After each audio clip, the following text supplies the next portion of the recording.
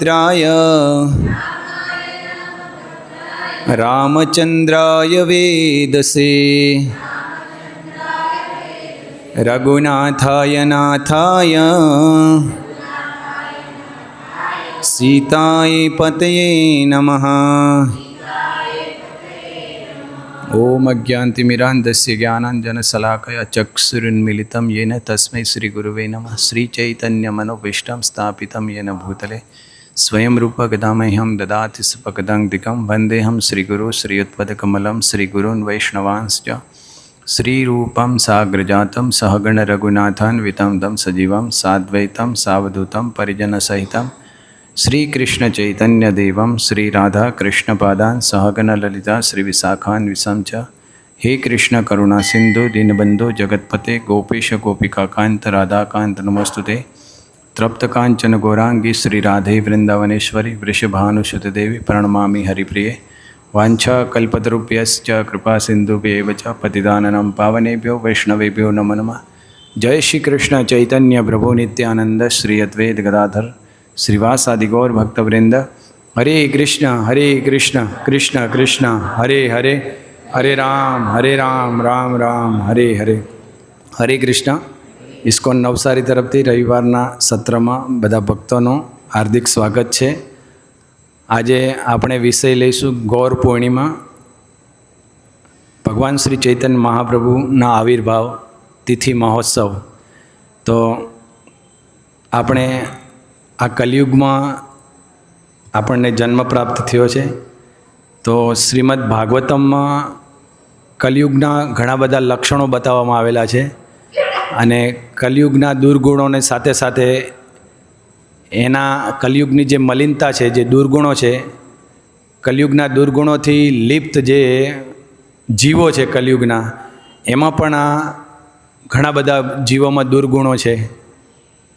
तो ए गुणों श्रीमद् भागवतम में 12मा स्कंद में वर्णन है। तो 4-5 श्लोक ए वाँचशुं कलियुगना जीवों वर्णन अने ए कलियुगना जीवो केवी रीते चैतन्य महाप्रभुनी कृपाथी हाल में जो गोल्डन युग चाली रह्यो छे तेनो लाभ लईने परम भाग्यशाળી बनी गया अने बनी रह्या छे अने हजू 10,000 वर्षों सुधी बनता रहेशे। आ चैतन्य महाप्रभुनी भविष्यवाणी है। तो चैतन्य महाप्रभुनी कृपा कलियुगना जीवोनुं लक्षण अने चैतन्य महाप्रभुना अवतरणनुं कारण अने एमनो अवतारना शास्त्रों में जे वर्णन है, चैतन्य महाप्रभु स्वयं कृष्ण है, ते आपणे जोईशुं आजना विषय में। तो श्रीमद् भागवतम में सुखदेव गोस्वामी कलियुगना लक्षणों वर्णन करे छे। श्रीमद् भागवतमना स्कंद 12 अध्याय 2 ने श्लोक 1 थी वर्णन करे छे सुखदेव गोस्वामी। श्री शुक उवाच ततश्चानुदिनं धर्म सत्यशोचं क्षमादया कालेन बलिना राजन् क्षत्यार्जुबलस्मृतिः। श्री सुखदेव गोस्वामी बोल्या, हे राजा, पछी कलियुगना प्रबल प्रभावथी धर्म, सत्य, पवित्रता, क्षमा, दया, आयुष्य, शरीरनी शक्ति तथा स्मरण शक्तिनो दिवसे दिवसे हास थशे। तो आ कलियुगना लक्षणों है अने जेना प्रभावथी मानव समाज में शू परिणाम आवशे कलियुगना प्रभावथी के जे धर्म है ए दिवसे दिवसे धर्मनी क्षति थती जशे। लोको धर्मपरायणताथी विमुख थई जशे कलियुगना प्रभावथी अने सत्यतानुं कोई पालन नहीं करे। सत्यपरायण व्यक्ति कोई नहीं हशे। पोताना स्वार्थ माटे पल पल पर जूठું बोलशे एम अने पवित्रतानुं कोई पालन नहीं करशे जेम जेम। अने लोकोनो अंदरथी जे दया छे, क्षमा आपवानी जे भावना, जे अंदर करुणा छे, ए धीमे धीमे क्षीण थशे अने एनी साथे साथे एटला दुर्गुणोनी साथे साथे मनुष्यनी आयुष्य पण हराई जशे। એટલે કે આયુષ્ય ટૂંકી થઈ જશે અને એના લીધે ખાનપાન એકદમ મંદ ન થઈ જશે એટલે શારીરિક જે બળ છે એ બી જતું રહેશે। એટલે કંઈ પણ જે મનનું બળ છે અને શરીરનું બળ છે બે પણ બેઉ ક્ષીણ થઈ જશે, તથા યાદ શક્તિ એટલે કે સ્મરણ શક્તિ દિવસે દિવસે હાસ થઈ જશે. આ કલિયુગના દુર્ગુણો છે. તો આગળ સુખદેવ ગોસ્વામી કહે છે, વિત્તમેવે કલો નૃણા જન્માચારુણોદય ધર્માન્યાવ્યવસ્થાયમ કારણમ બલમેવ હિ. કલિયુગમાં માત્ર ધન જ મનુષ્યોના જન્મ, આચાર તથા ગુણોના ઉદયરૂપ ગણાશે. ધર્મ તથા ન્યાયની વ્યવસ્થામાં મનુષ્યની સત્તાના બળને જ કારણભૂત ગણી અનુસરવામાં આવશે. એટલે કે પહેલાં વ્યક્તિની પહેચાન વૈદિક સમાજમાં કેવી રીતે થતી હતી કે લોકો પાસે જમીન કેટલી છે, ગાયો કેટલી છે અને જ્ઞાન કેટલું ધરાવે છે, એટલે કે એનું ચરિત્ર કેવું છે ધર્મ પ્રત્યે, તો એના આધારે વ્યક્તિને મહાન ગણવામાં આવતા હતા વૈદિક સમયમાં. પણ આ કલિયુગના દુર્ગુણ એવા છે કે કલિયુગમાં મનુષ્ય તેના જ્ઞાન, સંસ્કાર તથા આચર અનુસાર નહીં, પણ માત્ર તેની આર્થિક સ્થિતિને અનુસાર ઉચ્ચ, મધ્યમ કે નિમ્ન વર્ગનો ગણાય. એની પાસે પૈસા કેટલા છે, ધન કેટલું છે, શારીરિક સુંદરતા કેટલી છે, એના આધારે વ્યક્તિને મહાન ગણવામાં આવશે આ કલિયુગની અંદર. તો આ કલિયુગના દુર્ગુણ છે, જે બાહ્ય દેખાવતી વ્યક્તિને મહાન ગણવામાં આવે છે. ભલે એની પાસે પૈસા હોય તો લોકો એને કરોડો લોકો ફોલો કરશે, પણ જે વ્યક્તિ ચરિત્રવાન હશે એની હસી ઉડાવશે. જેમ કોઈ ધર્મનું પાલન કરતા હોય, માથામાં મુંડન કરેલું હોય, સિક્કા હોય, કંઠીમાળા હોય, તો એને વ્યક્તિઓ શું ગણશે? ઓ પંડિતજી આગે, પંડિતજી એવું કહીને હાથ ઉડાવશે. અને જો કોઈ વ્યક્તિ ટૂંકા કપડાં પહેરશે, પોતાના અંગનું પ્રદર્શન કરશે, તો એને હજારો લોકો ફોલો કરશે. તો એ કલિયુગના દુર્ગુણ છે, જે એવા લોકોને કલિયુગમાં મહાન ગણવામાં આવશે. એવું સુખદેવ ગોસ્વામી આપણને આ શ્રીમદ ભાગવતમમાં વર્ણન કરે છે. પછી આગળ કહે છે, દાંપત્યે ભેરુચિ હેતુ મામે વ્યવહારિકે સ્ત્રીત્વે પુષંત્વે ચહિ રીતિર્વ્રત્વે સૂત્રમેવ હિ. બાહ્ય આકર્ષણને કારણે સ્ત્રીઓ તથા પુરુષો સાથે રહેશે. કોઈ સ્ત્રી પુરુષનું આકર્ષણ કેવી રીતે બંધારણનું કારણ બનશે? ખાલી બાહ્ય આકર્ષણ. પુરુષ સ્ત્રીમાં જોશે કે એની સુંદરતા, શારીરિક સુંદરતા કેવી છે, ટૂંકા કપડાં કેવા પહેરે છે, બરાબર, એની ચાલ કેવી છે, એવા બાહ્ય આકર્ષણથી પુરુષ સ્ત્રી પર આકર્ષિત થશે. અને સ્ત્રી પુરુષ પ્રત્યે કેવી રીતે આકર્ષણ કરશે? કે એની પાસે ધન કેટલું છે, ગાડી કેવી છે, બંગલો છે કે નહીં, પૈસા મારી ઇન્દ્ર તૃપ્તિનું સાધન બનશે કે નહીં, એવી જે બાહ્ય ગુણો છે એ પુરુષમાં જોઈને સ્ત્રી પુરુષ પ્રત્યે આકર્ષિત થશે. તો આ સુખદેવ ગોસ્વામી બતાવે છે કે બાહ્ય આકર્ષણને કારણે સ્ત્રીઓ તથા પુરુષો સાથે રહેશે અને વ્યવહારમાં સફળતાનો આધાર કપટ જ રહેશે. જે વ્યક્તિને કોઈ કપટ કરીને બીજાને છેતરવામાં જો નિપુણ ગણવામાં આવે તો એને મોટો મોટિવેશનલ ગણવામાં આવશે, અથવા પૈસા કમાવામાં નિપુણ ગણવામાં આવશે. આ કલિયુગનો એક દુર્ગુણ છે જે સુખદેવ ગોસ્વામી કહે છે. સ્ત્રીત્વ તથા પુરુષત્વનો નિર્ણય શક્તિના રતિ કૌશલ્યના અનુસાર અને માત્ર જનોઈ પહેરવાથી જ માણસ બ્રાહ્મણ ઓળખાશે. આ બે દુર્ગુણ ઓર છે કે પુરુષત્વનો નિર્ણય વ્યક્તિના રતિ કૌશલ્ય અનુસાર, એટલે કે એનામાં પુરુષત્વ છે કે નહીં, એને પેલા શું કે જીમમાં જઈને એની કેટલી આમ મસલ્સ બનાવ્યા છે, અને કોઈ રંગ પ્રદર્શનમાં, રમતગમતમાં એનું પ્રદર્શન કેવું છે, એના આધારે એને પુરુષત્વનો ગણવામાં આવશે. અને ભલે કોઈ મંત્ર ઉચ્ચારણની આવડતા હોય, ભલે કોઈ એને શાસ્ત્રનું જ્ઞાન નહીં હોય, ભલે યજ્ઞ કરાવતા પેલો શું કે ચા પીતા હોય, તંબાકુ ખાતા હોય, ભલે મોઢામાં પેલો શું કે માવાથી ભરેલું હોય, એ કોઈ નહીં જોશે. માત્ર કોઈ જનોઈ પહેરેલી છે તો એને પંડિત અથવા બ્રાહ્મણ ગણવામાં આવશે. આ કલિયુગનો એક દુર્ગુણ છે. તો આ સુખદેવ ગોસ્વામી કહે છે કે કલિયુગના લોકો એટલા હીન થઈ જશે, અધર્મપરાયણ થઈ જશે. આગળ સુખદેવ ગોસ્વામી એક શ્લોક હજુ લઈશું, 5 શ્લોક આપણે જોઈશું કે લિંગમેવાશ્રમ ખ્યાત તાવ વન્યો ન્યાય નિપ્રાકારણમ અવૃત્યાનાય દૌષબર્લ્યમ પાંડિત્ય ચાપલમ વચ. કેવળ બાહ્ય ચિહ્નો દ્વારા જ મનુષ્યની સ્થિતિ કે પદના આધારે તેનો આશ્રમ ઓળખાશે અને એ જ આધારે લોકો એક આશ્રમ બદલી બીજા આશ્રમમાં જશે. મનુષ્યની યોગ્યતાનો નિર્ણય તેની આજીવિકાને આધારે થશે અને શબ્દ ચાતુરીમાં પાવરધો મનુષ્ય પંડિત ગણાશે. કોઈ પણ વ્યક્તિ અગર બોલે છે, તર્કમાં નિપુણ છે, બોલવામાં કુશળતા છે, ભલે એ કોઈ શાસ્ત્રના આધારે નહીં હોય. આગળ જેમ કીધું, કોઈને ભલે વાતમાં છેતરી નાખતો હોય તો એને પંડિત ગણવામાં આવશે. 5મો શ્લોક. અનાઢ્યતેવા ના સાધુત્વે દંભ એવ તુ સ્વીકાર એવ 14 સ્નાનમેવ પ્રસાધનમ. મનુષ્ય જો નિર્ધન હશે તો તે દુર્જન ગણાશે અને દંભનો જ સદ્ગુણ તરીકે સ્વીકાર થશે. જો મનુષ્ય નિર્ધન હશે, એટલે કે જેની પાસે પૈસા ધન નહીં હશે, તો એ દુર્જન ગણાશે. સમાજમાં એને કોઈ ગણશે નહીં. માની લો કે એને કોઈ વિપરીત પરિસ્થિતિ આવી ગઈ, કોઈ દુર્બળ મનુષ્યને, તો સમાજમાં એને કોઈ સહાયતા નહીં કરશે, આદર કોઈ નહીં આપશે.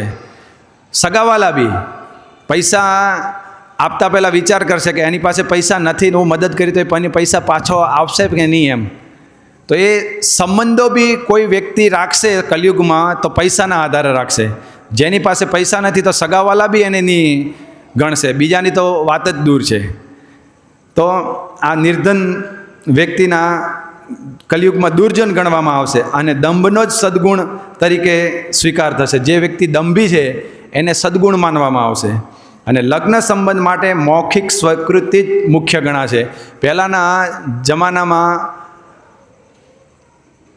જે પિતા અથવા ભાઈ અથવા સ્વયંવર દ્વારા પતિને ચૂનવામાં આવતા, અથવા પોતાના પિતા પોતાની પુત્રી માટે સામેવાળા વ્યક્તિ અથવા રાજા મહારાજાઓ કોઈ પણ, જેમ કે કરદમ મુનિ છે, તો કરદમ મુનિ કોઈ દિવસ દેવહૂતિ માતાને મળ્યા નહીં હતા અને દેવહૂતિ માતા બી કોઈ દિવસ કરદમ મુનિને મળ્યા નહીં હતા. પણ ભગવાનની યોજનાથી એમણે કરદમ મુનિએ એમના પિતાની આજ્ઞાથી કે તમે પ્રજાની ઉત્પત્તિ કરો, તો એમણે પ્રજાની હવે ઉત્પત્તિ કરવાની છે. તો પ્રજાની ઉત્પત્તિ કેવી રીતે થાય? કોઈ કૂતરા બલાણાની જેમ પ્રજાની ઉત્પત્તિ નહીં થાય.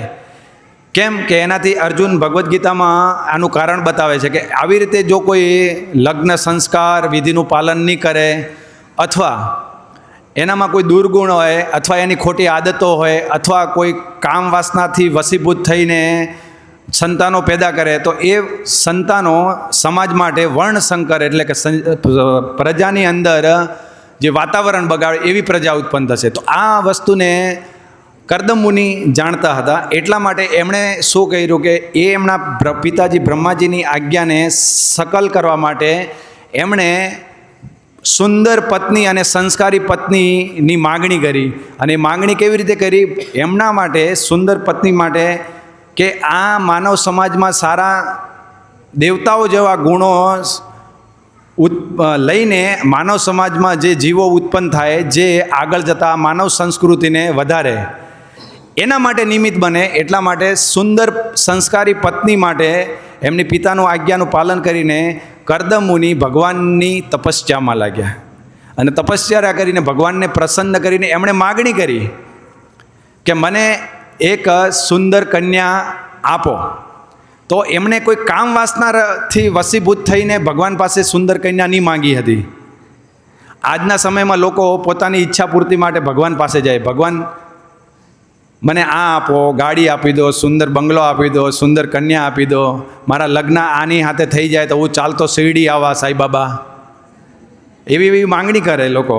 પછી અંબાજી જઈને માનતા કરે કે 9 નારિયેલ ફોડા એમ કે, અને 9 દિવસ 9 નોરતા નકરોડા રહીશ મને જો આ કન્યા સાથે લગ્ન થઈ જાય તો.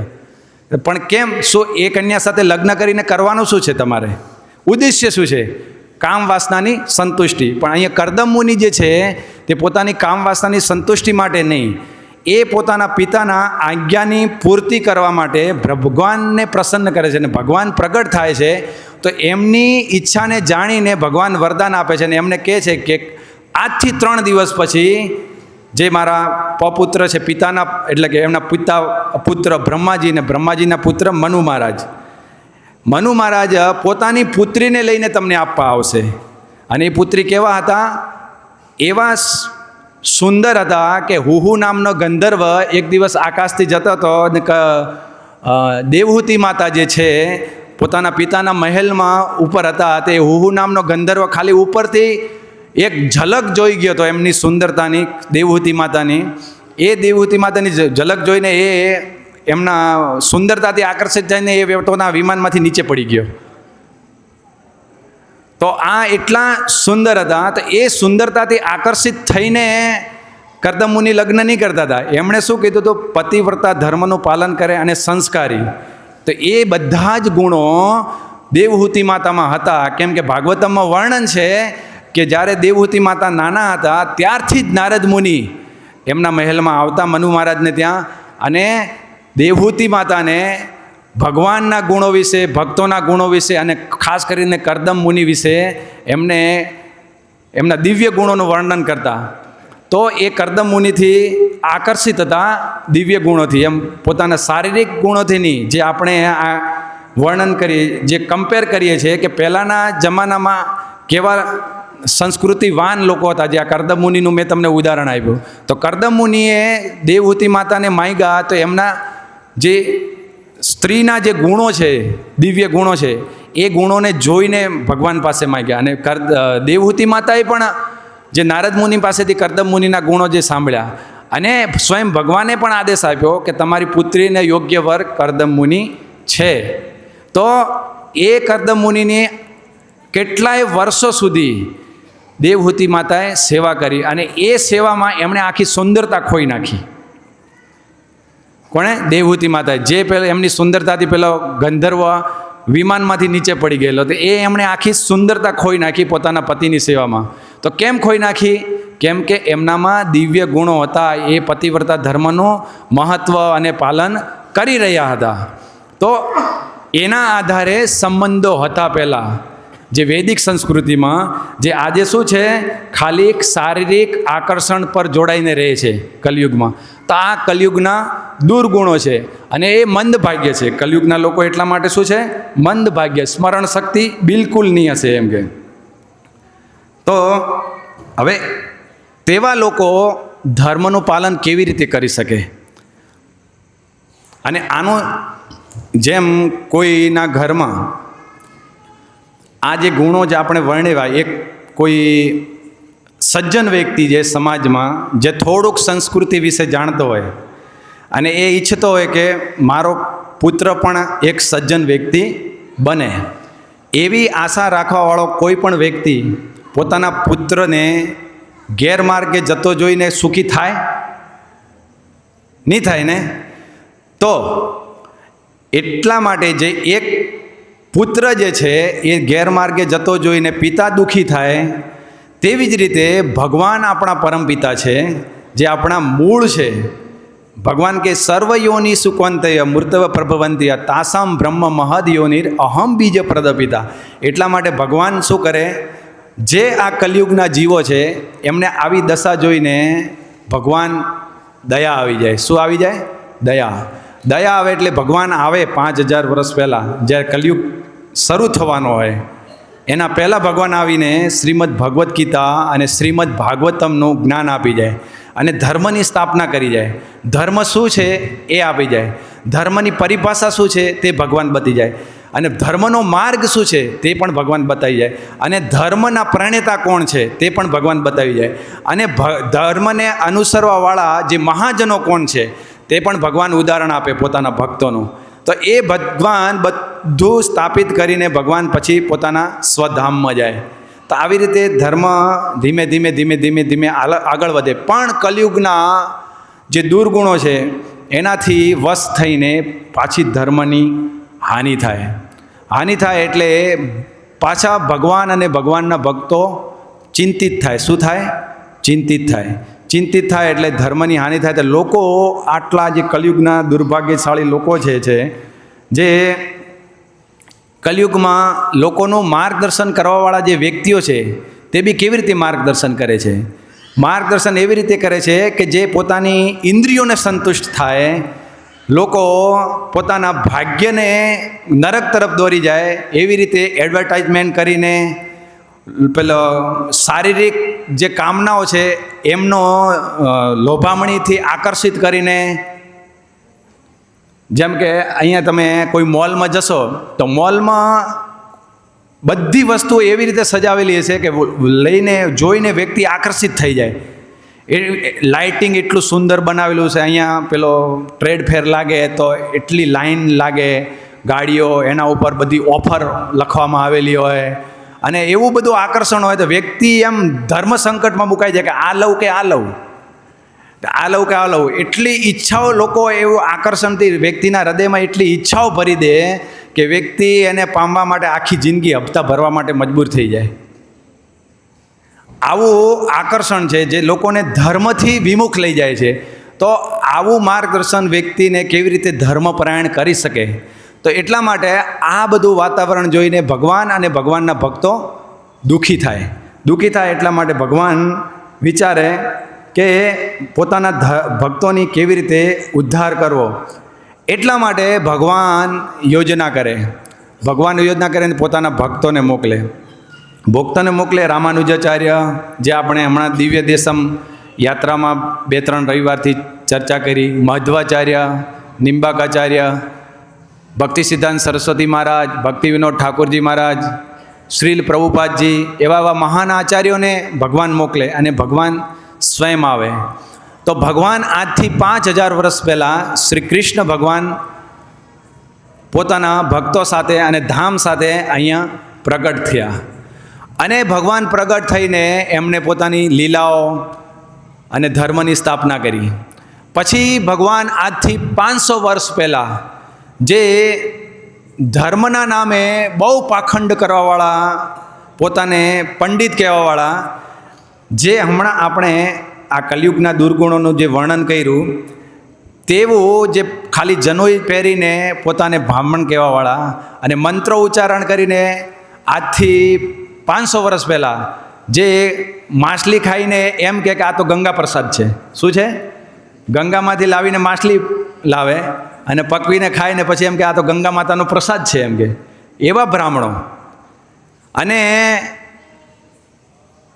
મોટા મોટા મઠ લઈને બેસેલા હજારો શિષ્યો, અને એ શિષ્યોને કેવી રીતે ભ્રમિત કરે કે જે જ્ઞાન છે એનો દુરુપયોગ કરે, કે દરેક વસ્તુ જેમ ભગવાનની સેવામાં લાગવી જોઈએ તેમ ભક્તની સેવામાં બી લાગવી જોઈએ. જે ભગવાનના સર્વશ્રેષ્ઠ ભક્ત છે એના સેવામાં લાગે. એટલે કે તમે જે બી લાવો જીવન જરૂરિયાત વસ્તુઓ એ પહેલાં ભક્તોને ખવડાવો, ભક્તોને ઉપયોગ કરવો જોઈએ, પછી ભગવાન.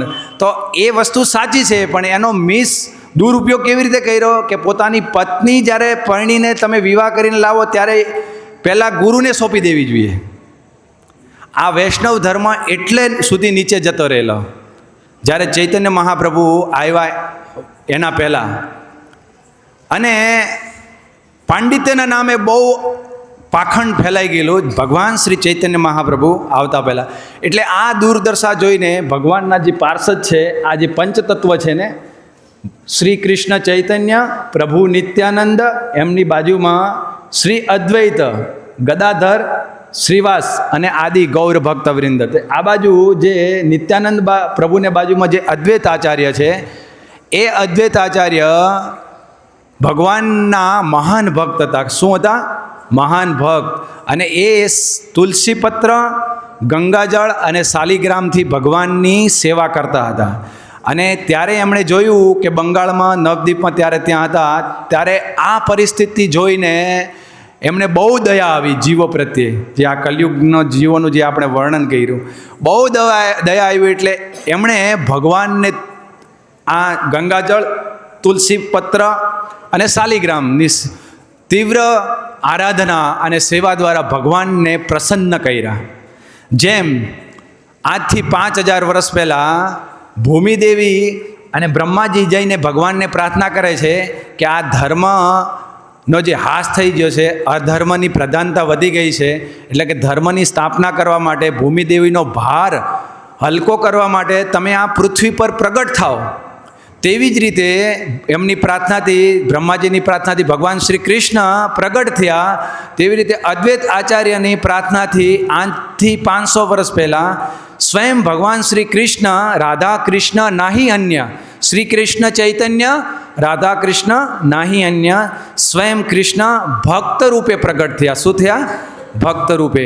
અને એમનો જે દિવ્ય સ્વરૂપ હતું, કાંતિ હતી, તે સોના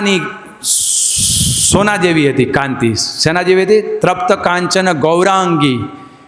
એટલે કે જે રાધારાણી છે, એમનો જે રાધારાણીનો જે દિવ્ય દેહ છે, જે કાંતિ છે, એ ભગવાને સ્વીકાર કરી. તો ભગવાન 2 કારણથી આ ભૂમિ પર પ્રગટ થયા. તો ચૈતન્ય મહાપ્રભુ પ્રગટ થયા. તો હવે આપણે પહેલાં તો ચૈતન્ય મહાપ્રભુ જ્યારે અહીંયા આવ્યા તો એમણે જે લીલાઓ કરી, તો એ લીલાઓને ચૈતન્ય મહાપ્રભુ ભક્ત સ્વરૂપે પ્રગટ થયા. પણ શ્રી ચૈતન્ય મનોભીષ્ટમ સ્થાપિતમ યેન ભૂતલે સ્વયં રૂપ કદા મહ્યમ દદાતિ સ્પકદાંતિકમ. એટલે કે એમના જે પાર્ષદો હતા એ ભક્ત રૂપે આવ્યા, સ્વયં ભગવાન હતા. અને એમણે ભક્તિ કેવી રીતે કરવી કલિયુગના લોકો, જે આ કલિયુગના જે અભાગી લોકો હતા, જેમ કે રામાયણમાં ભગવાન રામ શું કહે છે કે કોઈ વ્યક્તિ મારા શરણમાં આવે, ભગવાન એમ કહે છે કે કોઈ વ્યક્તિ મારી શરણમાં આવે તો હું તેને અભય પ્રદાન કરું છું. શું કરું છું? ભગવાન રામ કહે છે સર્વસ્વ દેવ પ્રપન્નો યસ્ત વાસ્મિતિ ચ યાચતે અભયમ સર્વદા તસ્મૈ દદામ્ય તદ વ્રતમ મમ.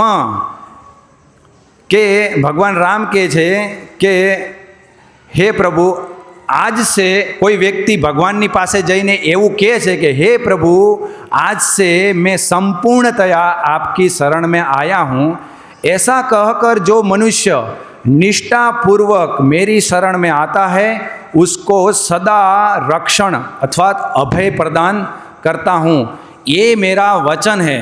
भगवान કહે કે કોઈ વ્યક્તિ એવી ભાવનાથી કે ભગવાન આજથી હું તમારો છું, તમે મને અભય પ્રદાન કરો, રક્ષણ આપો, તો ભગવાન કે આ મારું વચન છે.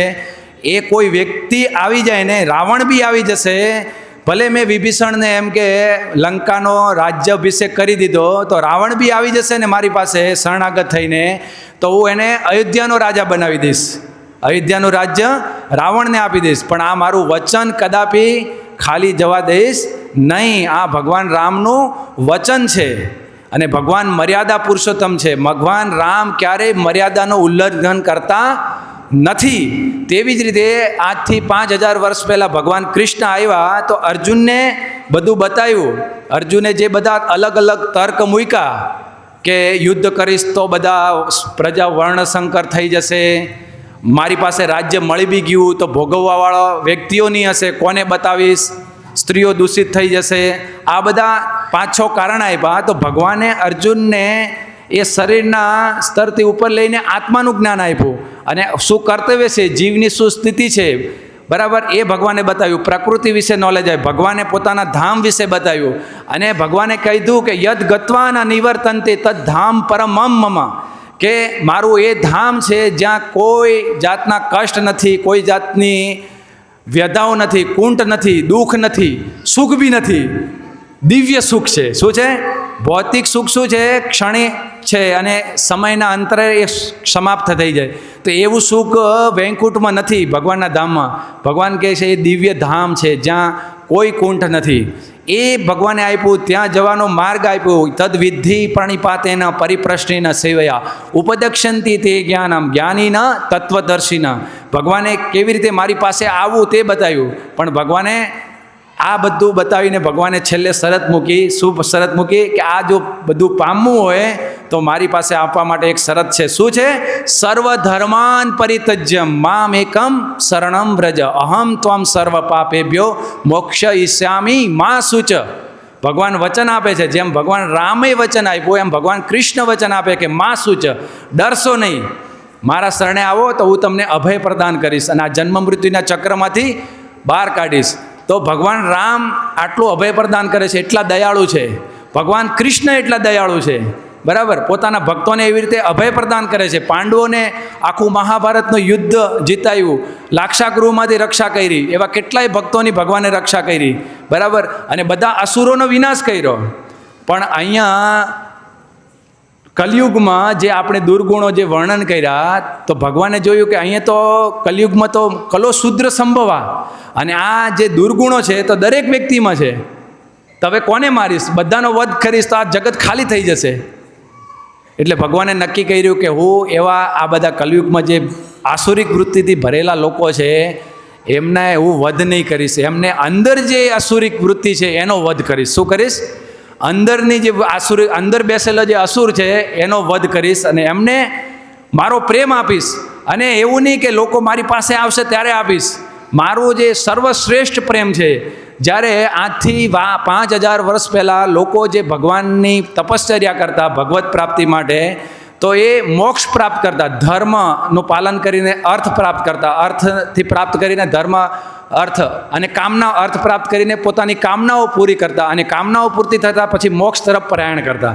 અને મોક્ષ તરફ પ્રયાણ કરતા એટલે છેલ્લે કાં તો નિરાકાર બ્રહ્મમાં પ્રવેશ કરતા, અને કાં પછી એમનું છેલ્લું ગંતવ્ય સ્થાન વૈકુંઠ સુધી હતું. ક્યાં સુધી? વૈકુંઠ સુધી. પણ ભગવાન વિષ્ણુ સ્વયં પ્રગટ થતા અને પોતા ધ્રુવ મહારાજ, ગજેન્દ્ર, યયાતિ મહારાજ, પૃથુ મહારાજના યજ્ઞમાં, એવા ભાગવતમાં કેટલા બધા ઉદાહરણો છે. પ્રચેતાઓની સામે ભગવાન પ્રગટ થયા. તો ભગવાન પોતાના ભક્તોને એવી રીતે માર્ગદર્શન આપીને વૈકુંઠ લઈ જાય. એનાથી પણ વિશેષ પ્રેમ જો કોઈ વ્યક્તિ, એવો કયો વ્યક્તિ હોય જે પોતાનું ઘર આખું ખોલીને બતાવી દે કે ખૂણા ખૂણામાં આ વસ્તુ મારા ઘરમાં પડી છે? કોણ એવું વ્યક્તિ છે? ઉદાર કોણ એવો વ્યક્તિ છે આ જગતમાં? એવો કોણ એવો આપણો ખાસ મિત્ર બી હશે ને તો બી પોતાની ખાસિયત અંદરની એકદમ ગુહ્ય વસ્તુ છે તે તો નહીં બતાવે ને. માની લો કે એ પોતાનો ગુહ્ય મિત્ર છે તો એ બધું તમને બતાવી દેશે કે મારી પાસે બેંક બેલેન્સ એટલું છે, મારી પાસે ધન જમીન એટલી છે, રૂપિયા એટલા છે, મારી મિત્રો એટલા છે, આમ. પણ પોતાની પત્ની સાથે શું વાતચીત થાય છે એ તો નહીં બતાવશે ને. હા, પણ ભગવાન કહે કે આ મારો ગુહ્ય પ્રેમ છે, જે રાધારાણી સાથે શું એમનું આદાન પ્રદાન થાય છે તે બી હું પ્રદાન કરીશ. આટલું હૃદય ભગવાને આવીને ખોલી દીધું. અને એ કીધું કે મારું જે શુદ્ધ દિવ્ય પ્રેમ છે, ગોલોકનો પ્રેમ, જે વૈકુંઠથી પણ ઉપર છે, તે હું આપીશ. અને કોઈ એમ નહીં કહે કે શરત બી નહીં કોઈ. શું શરત નહીં? અહીંયા ભગવાન કહે છે કે સર્વ ધર્માન પરિત્યજ્યમ. ભગવાન રામ કહે છે કે કોઈ મારી પાસે આવે તો હું એને અભય પ્રદાન કરું છું. પણ ચૈતન્ય મહાપ્રભુ શું કહે છે કે કોઈ નહીં આવશે તો હું સામેથી જઈને કહીશ કે ભજ ગૌરાંગ લહો ગૌરાંગ કહો ગૌરાંગેર નામ રે, જય જને ગૌરાંગ ભજે સે અમાર પ્રાણ રે. નિત્યાનંદ પ્રભુને જઈને હરિદાસ મારા પાર્ષદોને મોકલીશ ને જઈને કહીશ કે જાઓ, જઈને કહો કે ખાલી કંઈ નહીં, તમે એમ કહો કે એક વખત ગૌરાંગ બોલો, ભજ ગૌરાંગ, કહો ગૌરાંગો, અને ગૌરાંગનું નામ લો, અને એનાથી તમે શું ઘરે બેઠા તમે કૃષ્ણ પ્રેમ પ્રાપ્ત કરી લેશો. જે ભગવાનનો અંદરનો જે હૃદયનો પ્રેમ છે એ તમને મળી જશે. કેવા લોકો? જે હમણાં આપણે કલયુગમાં દુર્ગુણોનું વર્ણન કર્યું, બરાબર. હવે એવા લોકો શું વિશ્વામિત્ર જેવી તપસ્યા કરવાને લાયક છે? એવા લોકો શું આપણે કોઈ વ્યક્તિને આપણો ઉદ્ધાર કરવામાં લાયક નથી, તો આપણે બીજાનો ઉદ્ધાર કેવી રીતે કરી શકીએ? એટલે શ્રીલ પ્રભુપાદ કીધું, આ મિશનની સ્થાપના કરી તો પ્રભુપાદે કીધું કે આ આંદોલનમાં જો કોઈ પ્રચારક છે અથવા કોઈ સૈનિક છે તો એને ચૈતન્ય મહાપ્રભુની વિશેષ કૃપા છે. આ આંદોલનમાં ચૈતન્ય મહાપ્રભુની શક્તિ પ્રદર્શિત છે. સ્વયં ચૈતન્ય મહાપ્રભુ આ આંદોલનના રૂપમાં ઉપસ્થિત છે અને દરેક આ આંદોલનમાં જોડાયેલા વ્યક્તિને શક્તિ સંચારિત કરે છે. એટલે એ બીજા જીવોને અંદર કૃષ્ણ પ્રેમ સંચારિત કરી શકે છે. તો આ વિચાર કરો કે આપણામાં જે બી કંઈક નગણ્ય યોગ્યતાઓ આવી છે એ આપણો મહેનત નથી, આ ચૈતન્ય મહાપ્રભુનો ઉપહાર છે. કોઈ વ્યક્તિ આપણી પાસે કંઈ દુર્ગુણથી ભરેલું હૃદય છે અને એ હૃદયમાં કોઈ સદ્ગુણ આવી જાય તો એ સદ્ગુણોથી શું આપણે અહંકાર કરવો જોઈએ કે મારામાં એટલા દિવ્ય ગુણો છે? નહીં. એ કોઈ વ્યક્તિ ઉપહાર આપણને આપે તો આપણે તો એમનો ધન્યવાદ માનવો જોઈએ ને, બરાબર ને? તો એ ધન્યવાદ આપણે ચૈતન્ય મહાપ્રભુને પ્રભુપાદનો માનવો જોઈએ, ભક્તિ સિદ્ધાંત સરસ્વતી મહારાજનો માનવો, કે જેમણે આપણને આ ઉપહાર આપ્યો અને કંઈક આપણે કરવાનો પ્રયત્ન કરી રહ્યા છીએ અથવા અહીંયા આવીને આપણી સાધના કરવાનો પ્રયત્ન કરી રહ્યા છીએ. તો આ જે આપણને જે દુર્લભ પ્રેમ મળ્યો છે એ ચૈતન્ય મહાપ્રભુની કૃપા છે, જે આજથી 5000 વર્ષ પહેલાં આવીને આપણને જે ગૌલોક વૃંદાવનનો જે મૂળ દિવ્ય પ્રેમ છે, જે ઘનિષ્ઠ છે, જે એકદમ ઘનિષ્ઠ ભગવાન સાથેનો આદાન પ્રદાન વાતાવરણ છે, એ વાતાવરણને એ લીલામાં ભગવાન સ્વયં એ લીલામાં પ્રવેશવા માટે આપણને યોગ્યતા પ્રદાન કરી રહ્યા છે ચૈતન્ય મહાપ્રભુ. આટલી કરુણા કોણ કરી શકે બોલો આ કલિયુગમાં? એટલા માટે પરમ કરુણા દુહી જન નિતાઈ ગૌરચંદ્ર, કે એવા બે સૂર્ય અને ચંદ્ર પ્રગટ થયા છે આ પૃથ્વી ઉપર, જે બધા જીવોને પોતાની કૃપાથી લાંભાન્વિત કરી રહ્યા છે. અને એ કૃપાની આખી બાળ આવી ગયેલી છે. કેટલી બાળ આવી ગઈ? એ બાળમાં જે દિન છીન જતો હિલો હરિનામ ઉદ્ધારીલો, જે દીન હતા, કપટી હતા, જે ઈર્ષાળુઓ હતા, એ બધાને આ બાળમાં ચૈતન્ય મહાપ્રભુએ પ્રહલાદિત કરી દીધા અને કૃષ્ણ પ્રેમથી આચ્છાદિત કરી દીધા. એમનામાં કૃષ્ણ પ્રેમ ભરી દીધો, એટલે પશુ જેવા પશુ પણ હરે કૃષ્ણ કરતા થઈ ગયા. આ ચૈતન્ય મહાપ્રભુને વિશેષ કૃપા છે. એટલા માટે આ કલિયુગના જીવો ભાગ્યશાળી છે. કેમ કે બ્રહ્માજીના એક દિવસમાં 1000 ચતુર્યુગ વીતે. કેટલા? 1000 ચતુર્યુગ બ્રહ્માજીના એક દિવસમાં. અને એ બ્રહ્માજીના એક દિવસમાં એકવાર ચૈતન્ય મહાપ્રભુ આવે છે. બ્રહ્માજીના દરેક એક દિવસમાં 1000 ચતુર્યુગ વીતે છે અને દરેક ચતુર્યુગમાં ભગવાન કૃષ્ણ આવે છે, પણ ભગવાન ચૈતન્ય મહાપ્રભુ રૂપે બ્રહ્માજીના એક જ દિવસમાં એક જ વાર આવે છે, અને એ આ કલિયુગ છે. અને એટલા માટે આપણે ભાગ્યશાળી છીએ. તો એ ભાગ્યને સવારવું જોઈએ. મેં જેમ કીધું ને કે કંઈક ગુણો મળે તો એ ગુણોનો અહંકાર નહીં થવો જોઈએ. એ ગુણોનો આપણને કંઈક ઉપહાર મળેલો છે અને એ ઉપહારને બીજા સાથે સાજા કરવો જોઈએ. શું કરવો જોઈએ? સાજા. જેમ ચૈતન્ય મહાપ્રભુએ પોતાનું હૃદય ખોલી દીધું, તો એ ભક્તોએ બી જેમ પ્રભુપાદજીએ પોતાનું હૃદય ખોલી દીધું, ભક્તિ સિદ્ધાંત સરસ્વતી મહારાજે, તો એવી રીતે ભક્તોએ બી આ જે દિવ્ય ગુણોનો ઉપહાર મળેલો છે એ બીજા માટે ખોલી દેવું જોઈએ. તો ચૈતન્ય મહાપ્રભુ ઓર પ્રસન્ન થશે. તો આ ચૈતન્ય મહાપ્રભુની વિશેષ કૃપા છે. છતાં ચૈતન્ય મહાપ્રભુને ઘણા લોકો સામાન્ય મનુષ્ય ગણે છે. શું ગણે છે? સામાન્ય મનુષ્ય ગણે છે. ઘણા લોકો એક સાધુ ગણે છે. ઘણા લોકો એક સામાન્ય પુરુષ ગણે છે. ઘણા લોકો કે આજથી 5 વર્ષ પહેલાં, જેમ ગાંધી બાપુ થોડાક દિવસો પહેલાં આવેલા હતા, જેણે દેશને આઝાદ કરાવ્યો, જેમ વિવેકાનંદ આવ્યા હતા, એમ તો એવા જે પુરુષો છે એમની સાથે કમ્પેર કરે છે કે આજથી જેમ આ મહાત્મા ગાંધી આવ્યા, વિવેકાનંદ આવ્યા, નહેરુ આવ્યા, એમ આજથી 500 વર્ષ પહેલાં એક મહાન સંત આવ્યા હતા, ચૈતન્ય મહાપ્રભુ, જેમને બંગાળમાં જન્મ લીધો અને બંગાળમાં હરિકૃષ્ણ મંત્ર આપ્યો અને પછી એ જતા રહ્યા. તો સમાજમાં હજુ બી આજ બી પ્રભુપાદની કૃપાથી આખા વિશ્વમાં કૃષ્ણ ભાવનામૃતનો પ્રચાર થયો છે. અને ઘણા બધા લોકો ચૈતન્ય મહાપ્રભુને સ્વયં કૃષ્ણ રૂપે જાણે છે. પણ છતાં બી હજુ સમાજમાં એવા ઘણા વ્યક્તિઓ છે, સમાજમાં એવા ઘણા ખૂણાઓ છે જ્યાં ચૈતન્ય મહાપ્રભુ વિશે એવી બધી ગેરધારણાઓ ફેલાયેલી છે. પણ શાસ્ત્ર શું કહે છે? શાસ્ત્ર શું કહે છે તે આપણે જાણીએ કે ચૈતન્ય મહાપ્રભુ કોણ છે. એટલે લોકોમાં એક છે કે જે પુરાણો છે ને એ વેદોનું વિભાજન છે અને એ સ્ટોરીઓ લખવામાં આવેલી છે પુરાણોમાં, એટલે એ નવીનતમ છે. તો પુરાણોને ઘણા લોકો પ્રમાણ નથી માનતા, એટલે વેદોમાં પ્રમાણ માને છે. તો શું વેદોને પ્રમાણ માને? તો શું વેદોમાં ચૈતન્ય મહાપ્રભુનો સ્વયં ભગવાન છે, આ પૃથ્વી પર આવશે એવું કોઈ પ્રમાણ છે?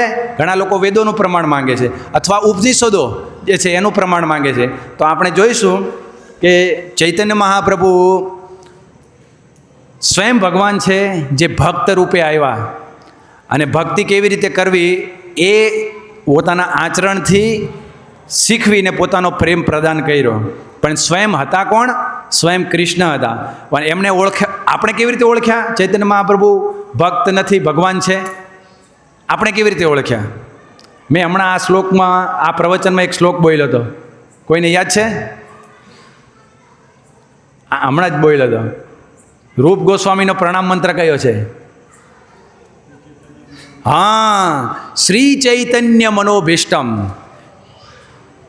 ભગવાન છન્ન રૂપે આવ્યા. કેવી રીતે આવ્યા? છન્ન રૂપે, ભક્ત બનીને આવ્યા. પોતાને ભગવાન રૂપે પ્રસ્તુત નહીં કર્યા, પણ છતાં બી એમના ભક્તો જાણી ગયા એમને. કોણ જાણી ગયા? ભક્તો. એમના જે પાર્ષદો હતા તેમણે ઓળખી લીધા. એટલે રૂપ ગોસ્વામીએ ઓળખી લીધા એમને. કોણે ઓળખી લીધા? રૂપ ગોસ્વામીએ. સનાતન ગોસ્વામીએ ઓળખી લીધા. અને એમના માધ્યમથી બીજા મહાન મહાન આચાર્ય ઓળખી લીધા. એટલા માટે રૂપ ગોસ્વામીના ગુણોનું વર્ણન કરે એટલે તેમણે શું વર્ણવ્યા કે એમણે ચૈતન્ય મહાપ્રભુને મનોભીષ્ટને જાણી લીધું કે શ્રી ચૈતન્ય મનોભીષ્ટમ. અને એ જાણીને સ્થાપિતમ એને ભૂતલે, એમના આ જે મનોભીષ્ટ હતો એમણે જાણીને એમના ઉપર ગ્રંથો લખ્યા ચૈતન્ય મહાપ્રભુની ઈચ્છાથી, એમની આજ્ઞાથી. શ્રી ચૈતન્ય મનોભીષ્ટમ સ્થાપિતમ એને ભૂતલે. આ પૃથ્વી પર એમણે બહુ બધા એમની ચૈતન્ય મહાપ્રભુની શિક્ષાઓ પર ગ્રંથો લખ્યા અને એ શિક્ષાઓને સ્થાપિત કરી. સ્થાપિતમ એના ભૂતલે એવા સ્વયં રૂપ કદામહ્યમ દદાતિ સ્પકદાંતિકમ. એ રૂપ ગોસ્વામીની કૃપા હું ક્યારે પ્રાપ્ત કરી શકીશ? ક્યારે હું એમનું અનુસરણ કરી શકીશ મારા જીવનમાં? આ રૂપ ગોસ્વામીનો પ્રણામ મંત્ર છે. તો ચૈતન્ય મહાપ્રભુ સ્વયં કૃષ્ણ છે એ એમના ભક્તો જાણી ગયા અને ભક્તોના માધ્યમથી આપણે જાણીએ છીએ. તો એ ભક્તોએ જ આપણને આ વેદોમાંથી પ્રમાણ આપ્યા છે. તો જોઈશું કે ચૈતન્ય મહાપ્રભુ સ્વયં કૃષ્ણ છે, ભક્ત રૂપે આવ્યા. ભક્ત હતા નહીં, પણ એમણે રાધા રાણીનો ભાવ અંગીકાર કર્યો. તો આ મુખ્ય જે કારણ હતું તે મેં તમને, ચૈતન્ય મહાપ્રભુ આવવાના, આ પૃથ્વી પર આવવાના બે મુખ્ય કારણ હતા. જે બે મુખ્ય કારણમાંથી આ બાહ્ય કારણ મેં તમને વર્ણન કર્યું કે જે કલિયુગના દુર્ગુણથી ભરેલા જે લોકો છે એમના ઉપર અતિ કરુણાવશ, કે લોકો તો દુર્ભાગ્યશાળી છે, ભગવાન પાસે જઈ નહીં શકશે, ભગવાન સામેથી જશે એમની પાસે. કોઈ વ્યક્તિ એકદમ વધારે બીમાર પડી ગયેલો હોય, ડૉક્ટર પાસે નહીં જઈ શકે, સિરિયસ હોય, સામાન્ય બીમારી હોય તો ડૉક્ટર પાસે જઈને પોતાની બીમારીને પ્રસ્તુત કરે, પણ જો સિરિયસ કેસ હોય તો ડૉક્ટરે એના ઘરે જવું પડે. બરાબર ને? તો એટલા સિરિયસ કેસ છે આ કલિયુગમાં. એટલે ચૈતન્ય મહાપ્રભુ સામેથી આવ્યા, બરાબર, પણ ભક્ત રૂપે આવ્યા. તો એક તો આ કારણ હતું કે ભગવાન આવ્યા, આવવાનું. બીજું કારણ હતું ભગવાનનું આંતરિક કારણ. આ બાહ્ય કારણ હતું. આંતરિક કારણ એ હતું કે ભગવાનના ભક્તો જે દિવ્ય આનંદ અનુભવે છે ભગવાનની ભક્તિનો, ભગવાનના ચરણ કમલોનો આશ્રય લઈને, અને એ આશ્રયમાં આ જગતના કોઈ પણ કષ્ટોને પાર કરી જાય છે. અને એમના દિવ્ય જગતમાં રાધા રાણી, ગોપીઓ, ભગવાનનો વિરહ કરોડો કરોડો જન્મ સુધી સહન કરી લે છે. ભગવાન દ્વારકામાં જાય છે, બીમાર પડે છે, આવીને ભગવાનના ભક્તો પૂછે છે, ભગવાન શું તમને થયું? મને એમ કે માથું દુખે છે. માથું દુખે છે તો હવે કે એનો ઈલાજ શું છે? ઈલાજ એમ કે મારા ભક્તોની ચરણની રજ કોઈ આપે તો મને મારું માથું ઉતરી જાય. તો નારદ મુનિ જાય છે આખા બ્રહ્માંડમાં, બરાબર, અલગ અલગ લોકોમાં જાય છે. ભગવાનને માથું દુખે છે, બરાબર, તમે તમારે ચરણની રજ આપશો તો ભગવાનનું માથું ઉતરી આપશો? નહીં નહીં નહીં નહીં, ભગવાનને અમારા ચરણોની રજ ભગવાન ના ના ના ના ના ના ના નહીં નહીં નહીં, એ નહીં આપે, અમે નરકમાં જતા રહીએ એમ કે. બરાબર. તો આવું ફરતા ફરતા બધે ગયા તો ગોપીઓ પાસે વૃંદાવનમાં જાય છે અને ગોપીઓ શું કહે છે કે લઈ જાઓ. તો નારદ મુનિ કહે અરે તમારે નરકમાં જવું પડશે. નરકમાં જવું પડે છે તો શું થઈ ગયું? ભગવાનનું માથું ઉતરતું હોય તો હજારો જન્મમાં નરકમાં રહીશું, બરાબર ને? તો આ કેટલું દિવ્ય પરાકાષ્ઠા છે એ પ્રેમની, જે ભગવાન બી આ પરાકાષ્ઠાથી આકર્ષિત થઈ જાય છે, પણ એ ભગવાન અનુભવ નથી કરી શકતા કે એ પ્રેમ કેવો છે કૃષ્ણ ભક્તિનો. એટલા માટે ભગવાનને લાલસા થઈ કે આ જે દિવ્ય પ્રેમ છે જે મારા ભક્તો અનુભવે છે એ પ્રેમને હું પણ આસ્વાદન કરીશ. એટલા માટે ભક્ત બનીને આવ્યા અને એ ગોપી ભાવ અંગીકાર કર્યો ચૈતન્ય મહાપ્રભુએ.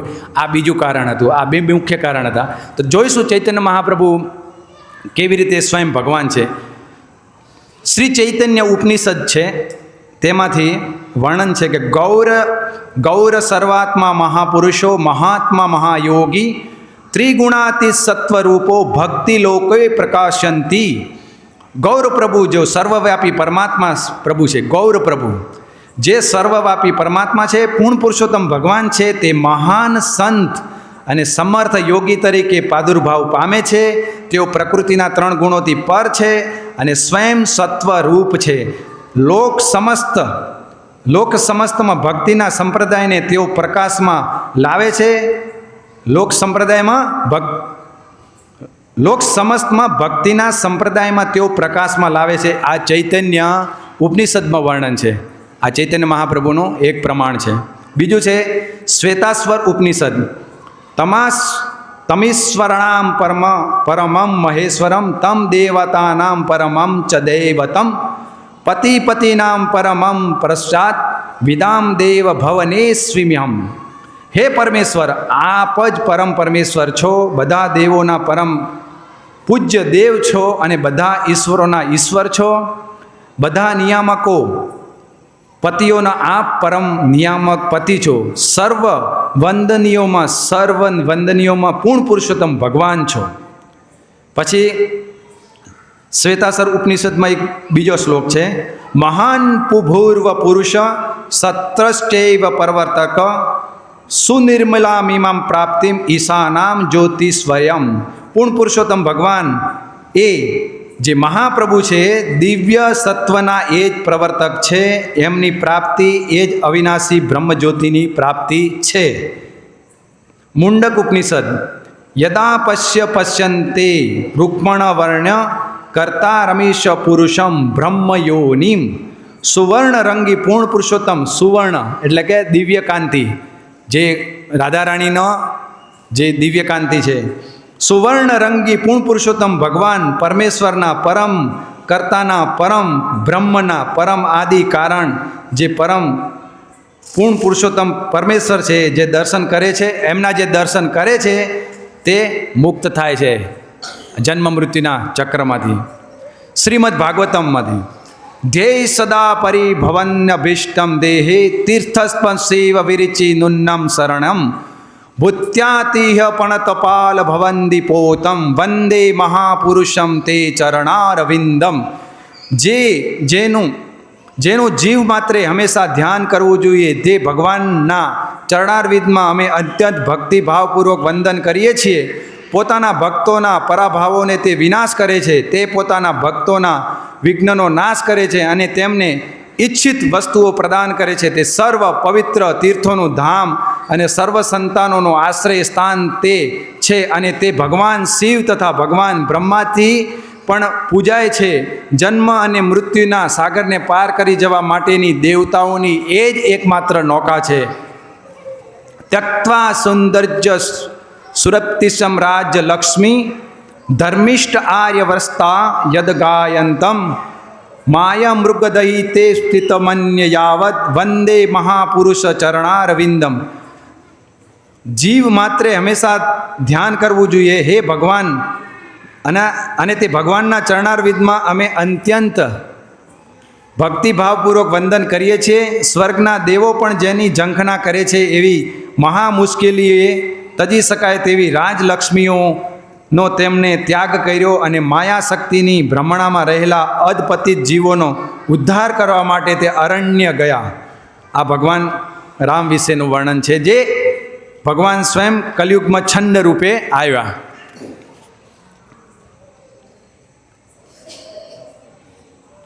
હા, અનંત સંહિતા. ય એવ ભગવાન કૃષ્ણો રાધિકા પ્રાણવલ્લભ સૃષ્ટયાદો સ જગન્નાથો ગૌર આસી મહેશ્વરો. હે મહેશ્વરી, પૂર્ણ પુરુષોત્તમ ભગવાન કૃષ્ણ, જે પોતે જ રાધારાણીના પ્રાણ વલ્લભ છે અને સૃષ્ટિના ઉદ્ભવ સ્થિતિ તથા સંહારના સ્વામી છે, તે ગૌર રૂપે કલિયુગમાં પ્રગટ થશે. આ અનંત સંહિતામાં વર્ણન છે. તો એવા બહુ બધા ચૈતન્ય મહાપ્રભુ સ્વયં કૃષ્ણ છે અને કલિયુગમાં સ્વયં છંદ રૂપે આવશે અને ભક્તિનો પ્રચાર કરશે અને કલિયુગના જીવોને કૃષ્ણ પ્રેમ પ્રદાન કરશે. એનું વર્ણન છે. તો ચૈતન્ય મહાપ્રભુ કોઈ સાધારણ પુરુષ નથી, કોઈ સાધારણ મનુષ્ય નથી. એમને કોઈ સાધારણ મનુષ્ય સાથે અથવા જે કે લોકો જેને મહાન પુરુષ ગણે છે એવા કહેવાતા મહાન પુરુષો સાથે સરખાવી નહીં શકાય. કેમ કે પોતાના દ્રષ્ટિ માત્રથી જ એમણે જીવોનો સામેથી જઈને ઉદ્ધાર કર્યો. એટલે સામેથી ચૈતન્ય મહાપ્રભુ કહેતા, જીવ જાગો ગૌર ચાંદ બોલે, કથ નિદ્રા જાઓ માયા પિશાચી રચો. કે હે જીવ જાગો, ક્યાં સુધી માયારૂપી પિશાચીની ગોદમાં તમે સૂઈ રહેશો. તમારા માટે હું કૃષ્ણ પ્રેમ લઈને આવ્યો છું, જે પ્રેમ ધન છે. કથ નિદ્રા માયા તારો પિશાચ, માયારૂપી પિશાચીની ગોદમાં કેટલા વર્ષો સુધી અનંત જન્મોથી તમે સૂઈ રહ્યા છો. એટલે જાગો. તમારા લઈ તે હમી આ હોઈનું અવતાર, તમારા માટે હું ગોલોકથી આવ્યો. આમી બીના બંધુયાર ક્યાં છે તમારા, અને મારાથી શ્રેષ્ઠ તમારો બીજો કોઈ મિત્ર કોણ હોઈ શકે. ગોલોકર પ્રેમ ધન હરિનામ સંકીર્તન, જે ગોલોકનો પ્રેમ ધન છે, જે હરિનામ સંકીર્તન છે, જે તમારા માટે કોઈ મહાન ઋષિઓને પણ એ દુર્લભ છે. મહાન જે તપસ્વી ગણો છે, હજાર વર્ષો સુધી જે તપશ્ચર્યા કરે છે, તેમને પણ દુર્લભ છે. તો કોઈ પણ તપસ્યા વગર, કોઈ પણ જ્ઞાન વગર એવા અભાગી લોકોને કૃષ્ણ પ્રેમ પ્રદાન કરવા માટે ચૈતન્ય મહાપ્રભુ આવીને કે આ પ્રેમ ધન તમને આપી રહ્યો છું. તો એવું નહીં સમજવું જોઈએ કે મફતની વસ્તુ હલકી હોય. આ ભગવાનની ઉદારતા છે. શું છે? ભગવાનની ઉદારતા છે. એટલા માટે આપણે એને ગંભીરતાથી લેવું જોઈએ.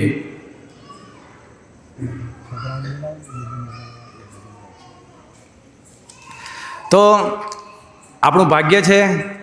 ચૈતન્ય મહાપ્રભુએ પ્રચાર કર્યો અને ભવિષ્યવાણી કરી. શું કરી? ભવિષ્યવાણી. જતાં પહેલાં એમના પાર્ષદોને શિક્ષાઓ આપી. સળ ગોસ્વામી, રૂપ સનાતન, રઘુનાથ દાસ ગોસ્વામી, રઘુનાથ ભટ્ટ ગોસ્વામી, સ્વરૂપ દામોદર, નિત્યાનંદ પ્રભુ, હરિદાસ ઠાકુર, એવા એમના જે પાર્ષદો હતા એમને નિમિત્ત બનાવ્યા. અને ભગવાને ભવિષ્યવાણી કરી કે પૃથ્વી તે આછે જતો નગર આદિ ગ્રામ, સર્વત્ર પ્રચાર હોય બે મોર નામ.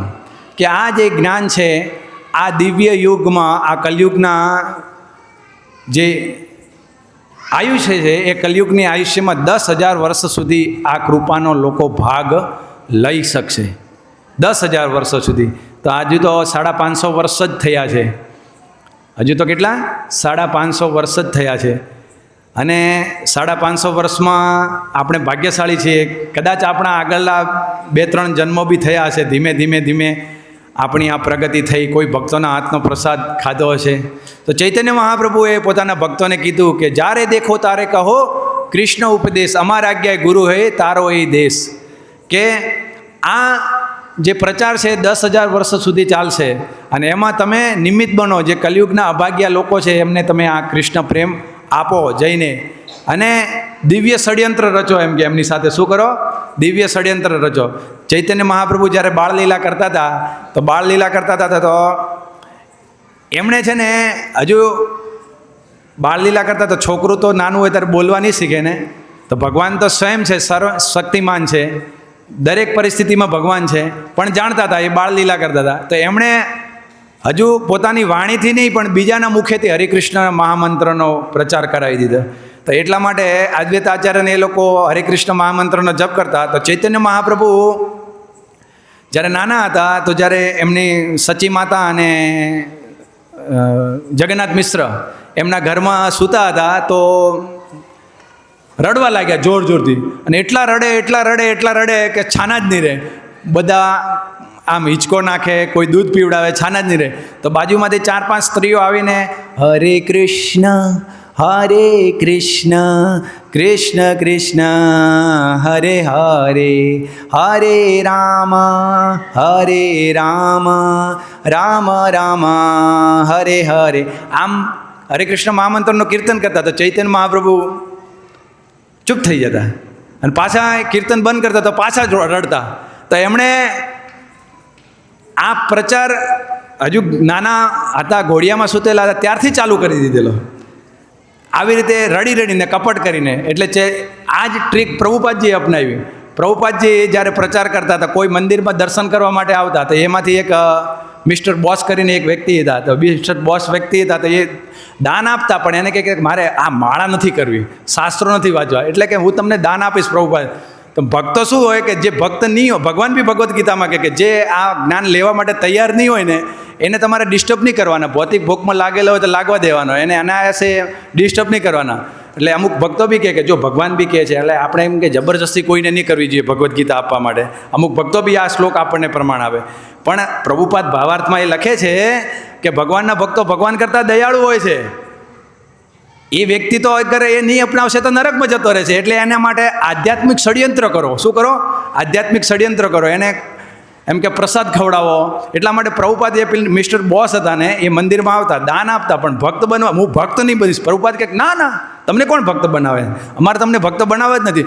આપો એમને એમ કે ભગવાનનો હાર પહેરાવો એમ કે તમારે અમને ભક્ત નથી, આ તો ભગવાનનો પ્રસાદ છે, હાર પહેરો. નહીં, હાર નહીં, આજનો દિવસ પહેરી દો. પાછા બીજી વખત આપતા. એ એમને એમ કે સેવા કરજો, એમ કે પ્રસાદ બરાબર ખવડાવો, ભગવાનનો એમ કે રાજભોગ ખવડાવો, એમ કે રાજભોગ ખવડાવે. એમ અનાયાસે એમ કરીને એમનું હૃદય જે મલિન હતું શુદ્ધ કરી દઈ ગયું. અને એ પછી પ્રભુપાદને ગ્લોરિફિકેશન કરે છે કે હું ભક્ત બનવા નહીં માગતો, તો મારી બિલકુલ ઈચ્છા નહીં હતી, એમ કે. અને મેં દ્રઢ નિશ્ચય કરી લીધો કે હું કંઈક પુણ્ય કરીને સ્વર્ગમાં જઈશ, પણ મારે ભગવાનનો ભક્ત નથી બનવો. અને પ્રભુપાદજી મને જબરજસ્ત ભક્ત બનાવી દીધો. તો આ ભગવાનની અહેતુકી કૃપા છે, ચૈતન્ય મહાપ્રભુની અહેતુકી કૃપા છે. તો આ એક કપટ નથી, આ એક આધ્યાત્મિક દયા છે જીવો પર, કે તમે અનાયાસે કોઈ વ્યક્તિને એન કેન પ્રકારે અગર કોઈ હરિનામ લેવડાવો છો તો એનાથી ભગવાન ચૈતન્ય મહાપ્રભુ પ્રસન્ન થાય છે, આપણા ગુરુજન પ્રસન્ન થાય છે. એટલા માટે ભગવાન તો નથી જતા, ભગવાનને ભક્તને પિતા પુત્રનો સંબંધ છે. અને એ પિતા પુત્રનો સંબંધ છે એટલે ભગવાન હસ્તક્ષેપ નહીં કરે, પણ પોતાના ભાઈને જોઈને તો કોઈ ભાઈ દુઃખી થાય ને. તો એટલા માટે ભગવાન દયાળુ છે, એટલા માટે આપણને આ જ્ઞાન આપે છે. તો ભાગ્યશાળી છીએ આપણે કે આપણે આ કલિયુગમાં, ખાસ કરીને આ દિવ્ય યુગમાં પ્રભુપાદજીનો આશ્રય મળ્યો. અને એ ચૈતન્ય મહાપ્રભુની જે શિક્ષાઓ છે આપણને યથારૂપ પ્રાપ્ત થઈ રહી છે આજે બી. આ પ્રભુપાદજીની અસીમ કૃપા છે. અને પ્રભુપાદજીના જે અનુયાયીઓ છે એમના માધ્યમથી આજ સુધી આપણને આ જ્ઞાન છે, એ ટીકાઓ છે, જેમના માધ્યમથી આપણને યથાર્થ રૂપમાં સમજાઈ ગઈ છે. અને અયથાર્થ રૂપમાં સમજીને યથાવત ભગવાનની સેવામાં જ્યારે લાગીએ છીએ તો ભગવાનનો એ અનુગ્રહ બી આપણને પ્રાપ્ત થાય છે. અને એ અનુગ્રહથી આપણામાં જે ઉપહાર રૂપે જે દિવ્ય ગુણો છે એ દિવ્ય ગુણોથી આપણે ભગવાન અને ભક્તોની સેવા કરવાનો માધ્યમ આપણે બની શકીએ છીએ. તો ચૈતન્ય મહાપ્રભુની સમય તો થઈ ગયો છે, પણ હજુ ચૈતન્ય મહાપ્રભુની પ્રસન્નતા માટે આપણે એક ભજન ગાઈશું, પછી બધા પ્રાર્થનામાં, અને પછી બધા ભક્તો માટે પ્રસાદ છે. તો હું ગ્રુપમાં ઇસ્કોન નવસારીમાં એ ભજન શેર કરું છું.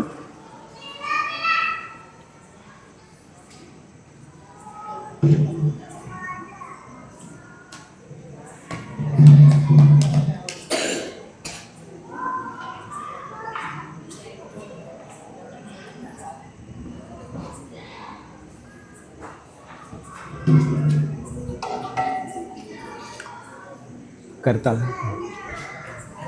ધ્રુવ, બે તાલમાં આવડે કે ને? બે તાલમાં આવડે?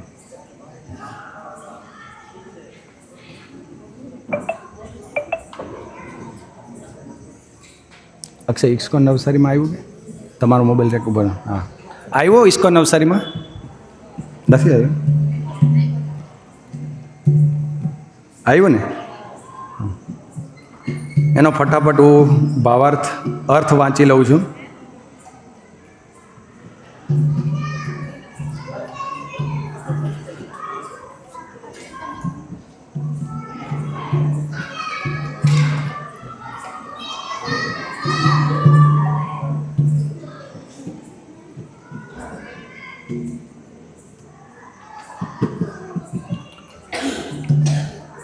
श्री चैतन्य तथा नित्यानंद प्रभु दोनों ही परम दयालु हैं। ये समस्त अवतारों के शिरोमणि एवं आनंद के भंडार हैं। तुम श्री चैतन्य महाप्रभु और नित्यानंद प्रभु का दृढ़ विश्वास पूर्वक भजन करो। विषयों को त्याग कर इन दोनों के प्रेम रस में डूबकर मुख से हरि हरि बोलते रहो।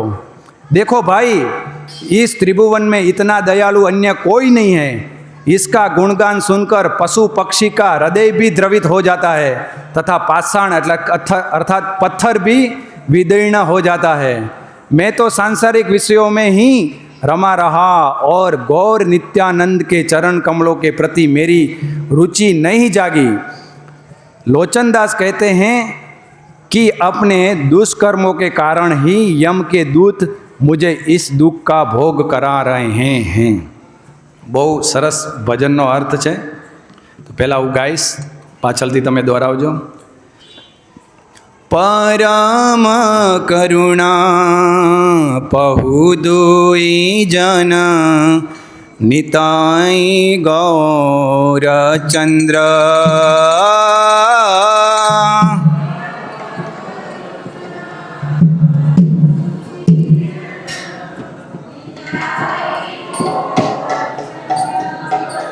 परम करुणा पहु दुई जन निताई गौर चंद्र।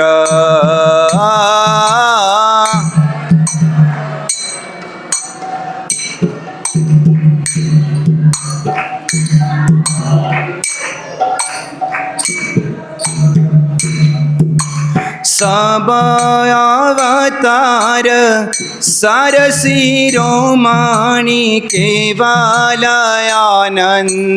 कंद। अवतार सरसिरोमणि केवलानंद।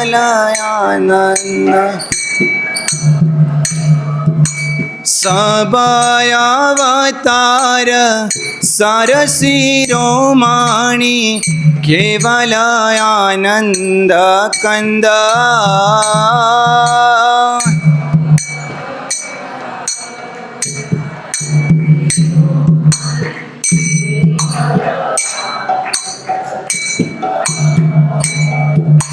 भज भज भाई चैतन्य निताई श्रीदृढ़ विश्वास करी।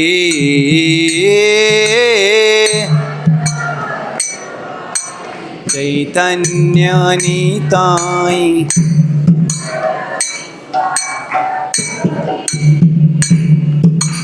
भज भज भाई चैतन्य निताई सुदृढ़ विश्वास करी।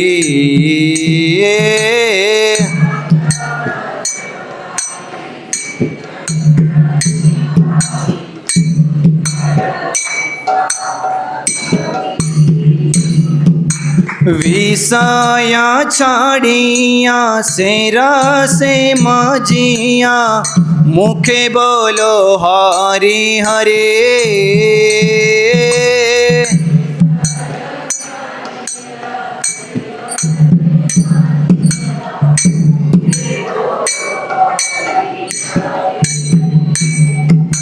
विषय छाड़िया सेरा से मजिया मुखे बोलो हरे हरे।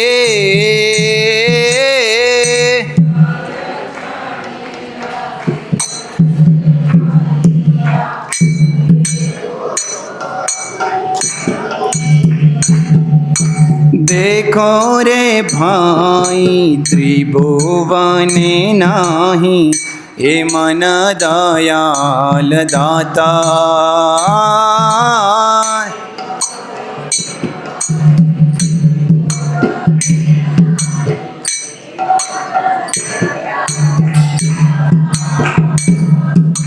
देखो रे भाई त्रिभुवने नाही ए मन दयाल दाता।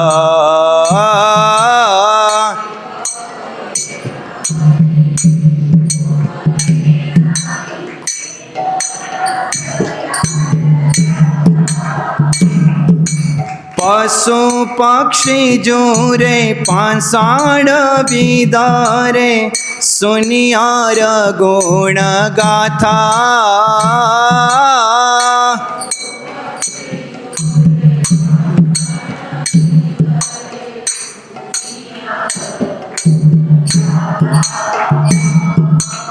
પશુ પક્ષી જોરે પાસળ વિદારે સુનિયાર ગુણ ગાથા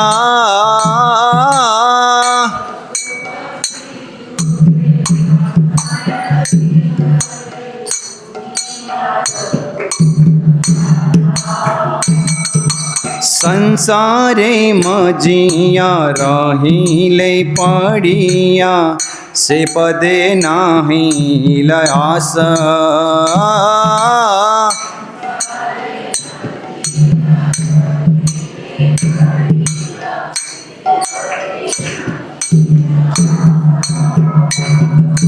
संसार मजिया रहिले पड़िया से पदे नाही लयास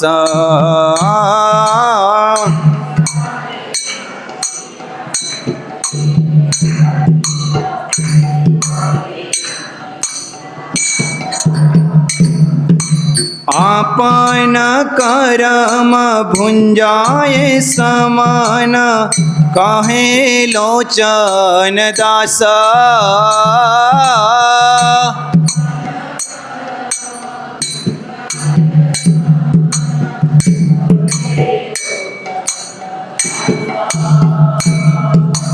आपन करम भुंजाए समान कहे लोचन दासा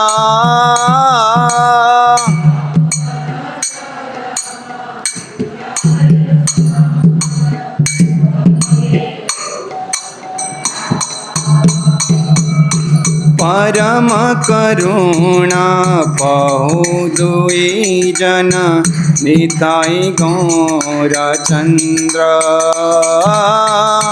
रम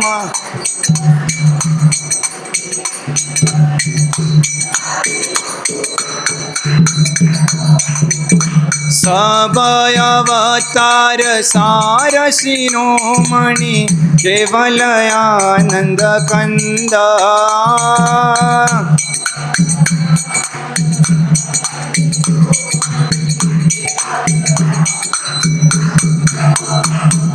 हरे कृष्ण कृष्ण कृष्ण हरे हरे हरे राम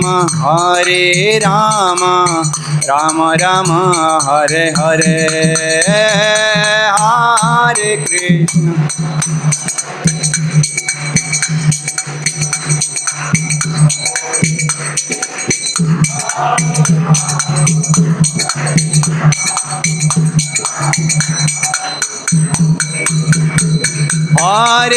कृष्ण हरे कृष्ण कृष्ण कृष्ण हरे हरे हरे राम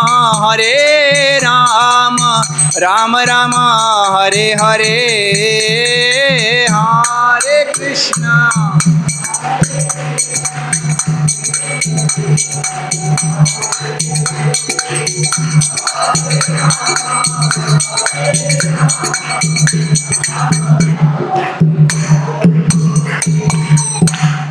તો આ ચૈતન્ય મહાપ્રભુ નિત્યાનંદ પ્રભુ એમના પાર્ષદો અને ભાવિમાં હમણાં વર્તમાન પ્રભુપાદજી એમના દિવ્ય ભક્તોના આ દિવ્ય ગુણો છે જે અંગીકાર કરીને એમણે આ જગતનો ઉદ્ધાર કર્યો, જેમાં આપણે સહભાગી છીએ, થઈ રહ્યા છે.